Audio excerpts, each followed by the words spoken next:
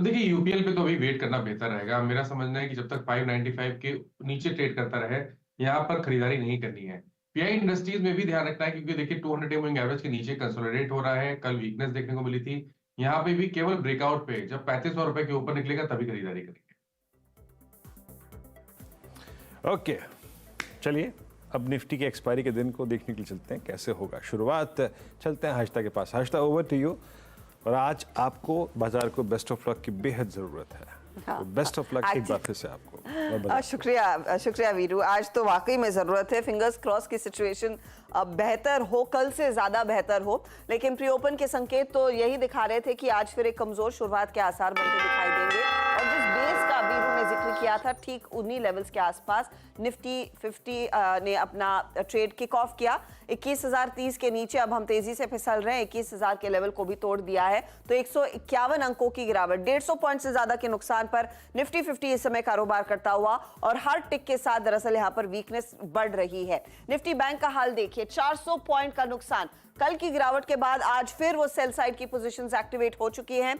400 point नीचे। Mid cap index आपके सामने, वहां पर 650 पॉइंट के नुकसान पर यहां पर वो ओपनिंग टिक्स देखने को मिले हैं। तो clearly across the board sell side की पोजीशन। सेंसेक्स भी 450 अंकों के नुकसान पर ही कारोबार कर रहा है। एडवांस डिक्लाइन रेशियो बेहद नेगेटिव है। तो कल जो हमने देखा था, मंदी वाले शेयरों ने दरअसल ओवरटेक किया था या फिर पूरे कंट्रोल में आए थे। आज सिचुएशन खुलने के साथ वही बनती दिखाई दे रही है।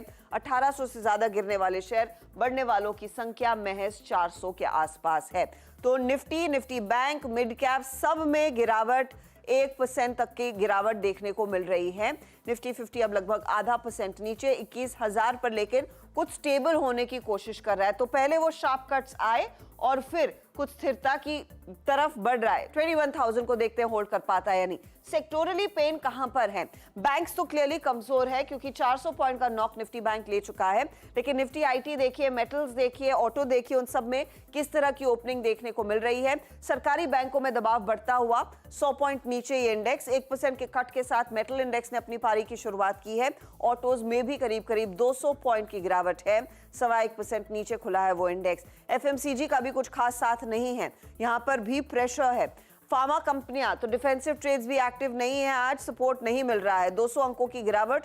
ऑयल एंड गैस में भी 100 पॉइंट नीचे। और निफ्टी आईटी के साथ साथ कैपिटल गुड इंडेक्स भी, कैपिटल गुड्स में आप देखिए ज्यादा गिरावट देखने को मिल रही है। 1-1.5% का नुकसान। पावर कंपनियां भी दबाव में और निफ्टी आईटी आपके सामने वहां पर 270 अंकों के नुकसान पर कारोबार कर रहा है।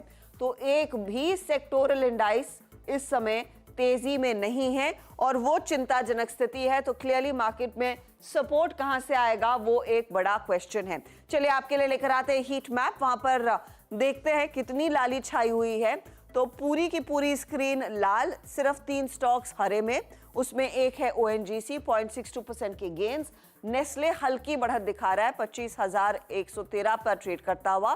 रिलायंस इंडस्ट्रीज पूरी कोशिश कर रहा है सपोर्ट दे इस मार्केट को। हल्का सा अपटिक वहां पर भी देखने को मिला है।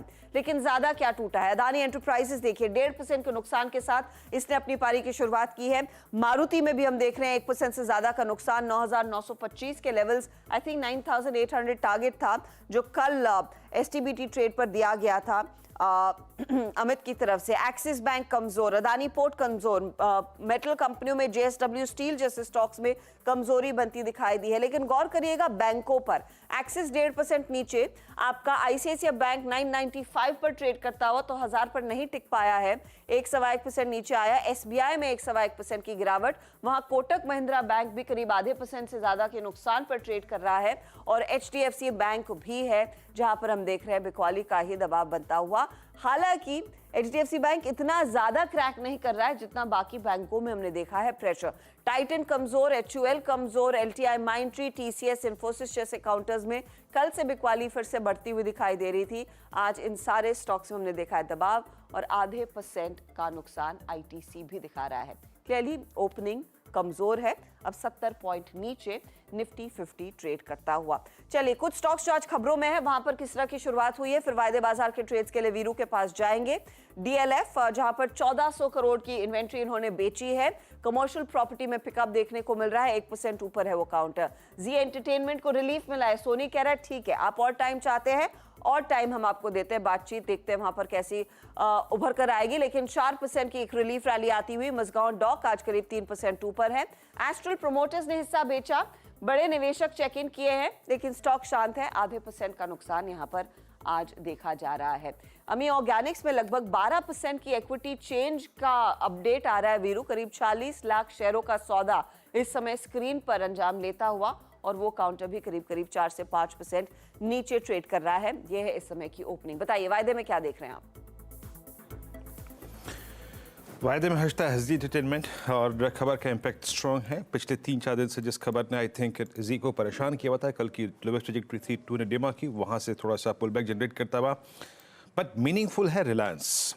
और निफ्टी को अभी तक उसकी लोअर ट्रैजेक्टरीज को मतलब डिफाइंड जो ट्रैजेक्टरीज हैं एक्सपायरी डे की, उसको सिक्योर करने में जिसका सबसे अहम योगदान है दैट्स रिलायंस। रिलायंस आपकी स्क्रीन पे आएगा, याद रखिएगा। मैं सिर्फ इंडेक्स में इसकी कंट्रीब्यूशन और आई थिंक एक स्ट्रॉन्ग कंट्रीब्यूशन को यहाँ पे फॉर द टाइमिंग कंसिडर कर रहा हूँ। नॉट एक्जैक्टली बाय और सेल, कोई व्यू नहीं है यहाँ पर, सिर्फ प्राइस कमेंट्री।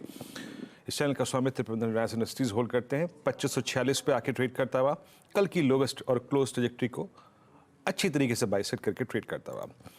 और दिग्गजों में ओएनजीसी प्री ओपन में अच्छा कर रहा था और करीब 1.25% ऊपर है। और ओएनजीसी इस वक्त मतलब कल की अगर मैं इंट्राडे हाई को कंसीडर ना करूं, सिर्फ कैंडल टू कैंडल कंपैरिजन करूं, बॉडी टू बॉडी कंपैरिजन करूं, तो एक अच्छा ब्रेकआउट स्क्रीन पे है। उसके बाद डीएलएफ खबर का स्ट्रॉन्ग इंपैक्ट इंडिया की ट्रैजेक्टरी को फिर रिगेन करता हुआ। आईआरसीटीसी कल के स्ट्रॉन्ग सेल ऑफ के बाद कल धरातल पे आया। मेरे ख्याल से परसों चल बहुत गया था, कल इंडिया की ट्रैजेक्टरी को छुआ, वहाँ से एक पुल बैक देता हुआ। उसके बाद केमिकल बास्केट में नवीन फ्लोरिन एक्सटेंडेड सेल ऑफ था इस स्टॉक में कल, और कल सारे एवरेजेस के नीचे क्लोज हुआ था, उस पर थोड़ा सा पुल बैक जनरेट करता हुआ। अदानी ग्रुप के स्टॉक्स में कल एक काफ़ी सेल ऑफ था, आज वहाँ पे थोड़ी सी रिकवरी है। और बाकी एक हिंदुस्तान कॉपर, ये बाजार का फेवरेट स्टॉक, पिछले लगभग 6 महीने में गजब मूव था, कल रिट्रेस हुआ, लेकिन आज फिर से पुल बैक की तैयारी करता हुआ। अभी तक इंडेक्स जो हैं वो एक्सपायरी डे में बेस 1 को वॉलेट नहीं कर रहे हैं, दोनों ही इंडेक्सेस। और अगर याद रखिएगा बेस 1 को वॉलेट नहीं कर रहे हैं तो a pull back towards RS1 looks possible, specially तब जब रिलायंस कंट्रीब्यूट कर रहा है। हर्षदा आप जी हाँ, ये कुछ स्टॉक्स जहां पर हम देख रहे हैं एक्टिविटी, लेकिन वीरू बैंकों में क्लियरली वो क्रैक्स नजर आ रहे हैं। आप गौर करिएगा, एक्सिस बैंक 2-2.25% के नुकसान पर कमजोर पड़ रहा है। आईसीआईसीआई बैंक में कमजोरी, इंडसइंड बैंक में भी वो सेल साइड की पोजीशंस थोड़ी सी और इंटेंसिफाई होती हुई दिखाई दे रही हैं। ये वो कुछ ट्रेड्स हैं। कैश मार्केट के कुछ ट्रेड्स मैं आपकी स्क्रीन पर रख देती हूँ। श्रीराम पिस्टन्स, जहां पर हमने देखा यहाँ कल की ब्लॉक डील में कुछ बड़े निवेशक चेक इन किए हैं, 5% ऊपर है ये counter. Mazagon dock, Kochi shipyard जैसे काउंटर्स में तेजी। ऑल कार्गो लॉजिस्टिक्स आज 2% ऊपर है। ये स्टॉक्स है जहां पर थोड़ा बहुत एक्टिविटी तेजी में दिख रही है। चलिए